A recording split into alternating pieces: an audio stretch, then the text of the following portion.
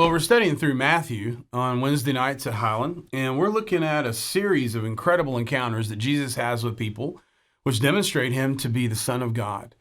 And we've looked in the last few weeks at a couple of those. We looked at his encounter with a hasty scholar and another with a hesitant son, and whether or not they would actually put following Jesus as the most important thing in their lives. Now we shift from that and we look at some miraculous events in the life of Jesus that have to do with chaos in the world. And so our fourth major encounter out of 10 that Matthew is now presenting after the Sermon on the Mount has to do with the external chaos that we encounter in the world, where the disciples are now going to find themselves in the midst of a very powerful storm.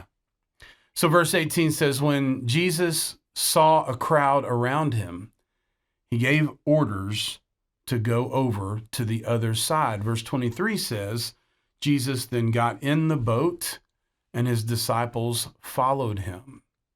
Jesus is about to use this miracle to teach his disciples, who should be the ultimate insiders. They're the ones following him and listening to him and watching him everywhere he goes.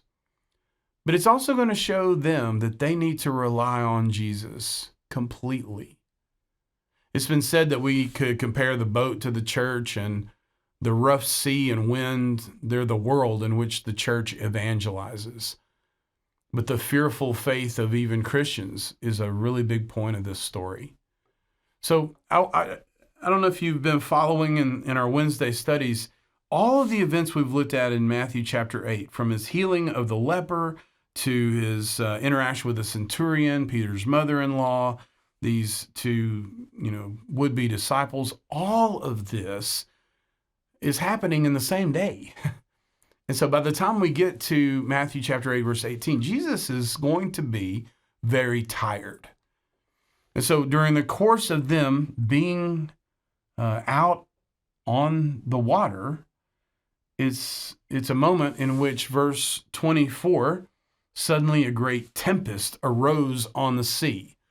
A huge quake, we might say, hits the lake so that the boat was swamped with waves and Jesus was dead asleep. And so here is Jesus, his disciples, seemingly overwhelmed, but surprised Jesus is in ultimate control. I collected a picture of a storm, first-person perspective of a storm on the Sea of Galilee some years ago, and it's an interesting picture. It does, in fact, look very intimidating.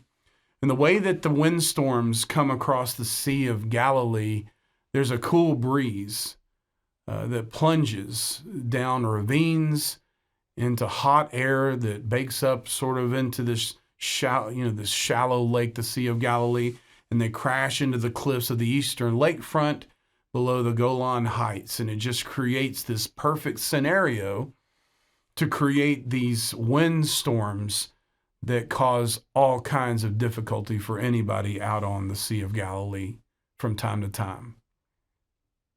But anytime I encounter this text, I often think of something that one of my teachers, Brother Marlon Connolly, used to talk about as an illustration, and we'll close with that today.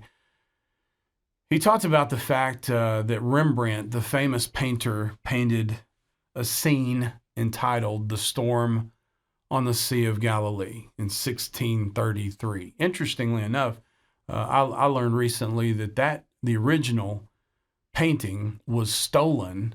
It was on display in Boston. In 1990, it was stolen. It's never been recovered. We have copies of it.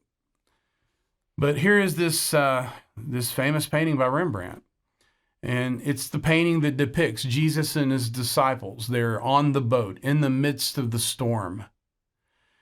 As you count the number of people in the boat of Rembrandt's painting, what you'll discover is there's Jesus and there are his 12 disciples. 12 plus Jesus makes 13. But there are actually 14 people in the painting. And what you discover is that Rembrandt apparently painted his own portrait on the shoulders of the 14th man in the boat, as if to say, There are moments in which all of us are in the boat, in the storm, on the sea of life. And we need to remember that Jesus is the one that we cry out to in those moments for rescue.